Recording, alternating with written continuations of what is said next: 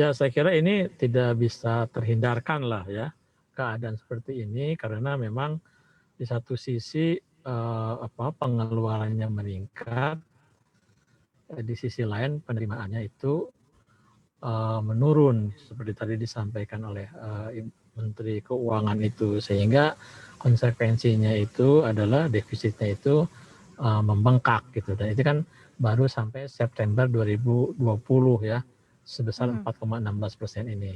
Sementara kalau misalnya kita bicara akhir tahun, itu kan memang diperkirakan defisitnya itu sebesar 6,43% ya. Nah itu saya Betul. kira di 3 bulan terakhir ini kita juga akan melihat bahwa, pengeluaran akan tetap, besar ya karena memang kebutuhan daripada, anggaran untuk mendorong pertumbuhan ekonomi. Di sisi lain kita juga melihat bahwa, penerimaan terutama dari sisi pajak ya, itu juga akan masih mengalami tekanan, sehingga dengan demikian secara keseluruhan memang defisit itu akan berkisar sekitar 6 sampai 6,5% itu gitu ya. Oke. Kalau kita Nah fokuskan sebenarnya di kuartal 4 ini Pak Fadil, sebenarnya ada beberapa anggaran atau anggaran apa saja sih sebenarnya di kuartal 4 ini yang secara signifikan belum, dirilis begitu, sehingga kita nanti akan mendapatkan total angka sekitar 6,34% defisitnya di keseluruhan tahun 2020 ini Pak Fadil? ya saya kira yang pertama kita akan, melihat bahwa anggaran sosial itu akan tetap, diperlukan ya kan, bahkan mungkin diperluas. Ya sementara ini kan misalnya subsidi 600.000 untuk pekerja formal yang bergaji di bawah 5 juta itu diberikan gitu kan. Ini kan sampai Desember, dan mungkin juga ada keperluan untuk mendorong pertumbuhan ekonomi itu ya, menjaga daya beli masyarakat.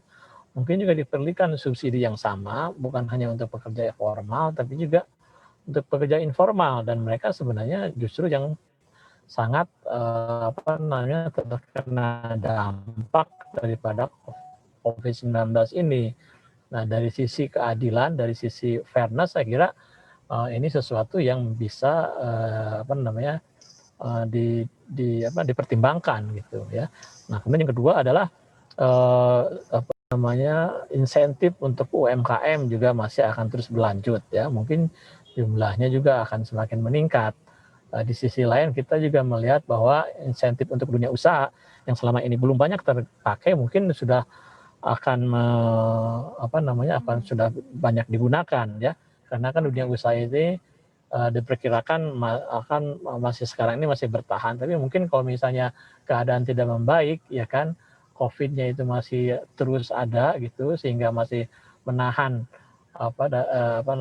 pengeluaran masih ditahan oleh sebagian kelompok masyarakat, maka mungkin saat itu, insentif untuk dunia usaha, korporasi ini diperlukan.